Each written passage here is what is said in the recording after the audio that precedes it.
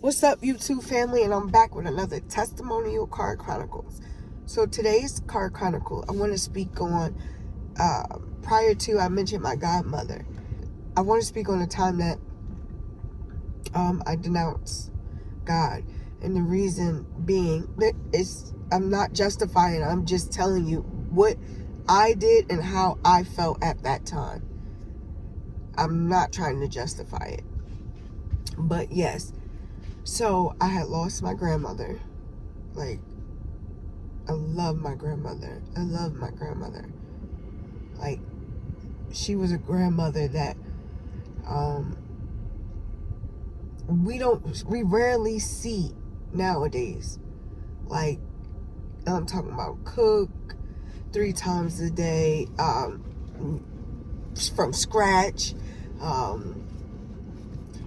just no, she had cable TV, but there was restrictions on the cable television. Like, at that time, MTV was popular. There was no MTV, there was no BET, there was no VH1.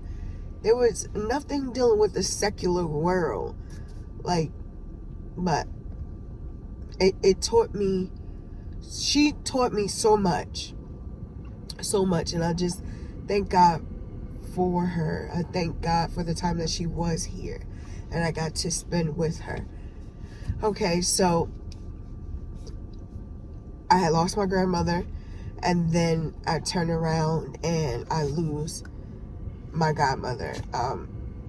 I called her, she was my son's godmother. I made her my son's godmother because, I was young, and God forbid if something was to happen to me, I would trust her to raise my child. She took me in many times when I was being physically abused. She took me in like I had a place to stay. I had a jacket. She bought me jackets so I could have like a proper coat. Dressers. I was living out of bags. She bought me dresser drawers. She bought me TVs. Like, it would. She took me in as her own. So yeah, I'm like, dang, Daddy. Like, I'm like, there is no God. Like, you keep taking the people that are actually doing for me, that actually are showing me love. Like, love that I've never felt before. Like, I've never had someone just continuously do things for me and not ask for anything in return, or actually reciprocate that love. But yeah, so that was my reason.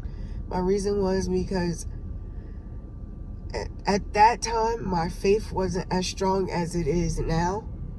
I was a child, I was in church, but I was being brought to church, forced to go to church, and it wasn't the church that I was supposed to be in. Let's just say that. I was supposed to be in church with how God ordained it. God said that, a woman is not supposed to speak in a church. She is supposed to, if she has questions, she is supposed to ask her husband when she is in the privacy of her own home, not in church, not trying to be the preacher, not trying to be the pastor. No, that is what God says in the Bible.